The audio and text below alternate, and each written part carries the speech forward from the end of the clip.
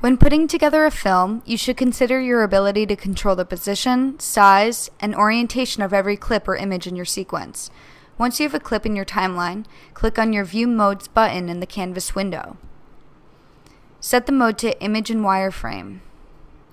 You should notice a box framing your picture. Move your canvas playhead to the clip you would like to affect, and then select the clip in your timeline. Now we can begin making moves.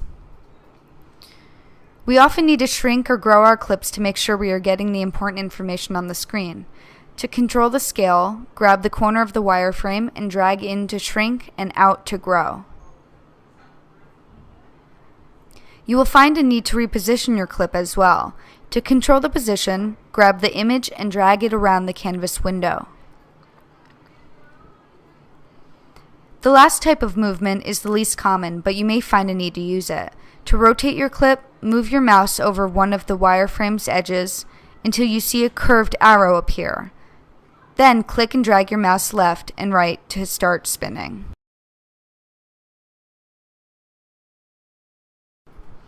Final Cut allows you to make movements on still images or video by recording a start point and an end point.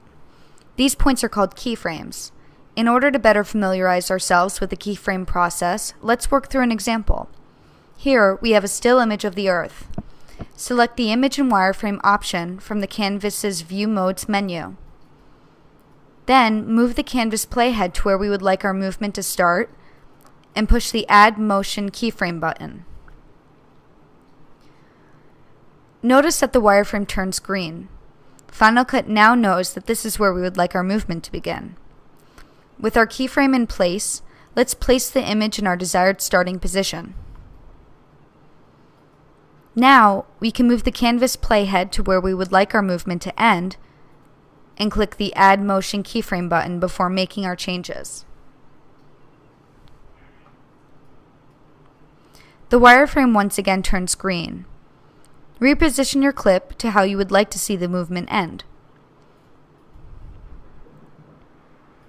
In this example, let's increase the image's scale and adjust its position. Notice the dotted line. This line signifies a path between the first keyframe and the second. The duration between the two keyframes will determine the speed of the image's movement across the screen. Now let's watch the clip. You can make any adjustments by finding the moment when the wireframe is green.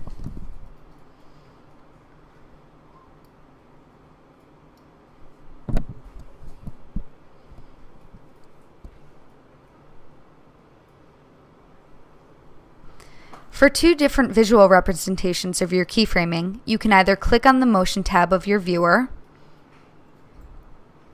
or in the lower left-hand corner of the timeline, you can click on the Toggle Clip Keyframes button. As you become more familiar with the program, you will find that these views can be useful for refining your movement. In this example, we have looked at using keyframes to affect scale and position, but keyframes can also be used for other attributes such as opacity, rotation, and audio levels. At this point, scale and position are probably the most useful to you, but feel free to experiment with the other options as you start to feel more comfortable with the keyframing process.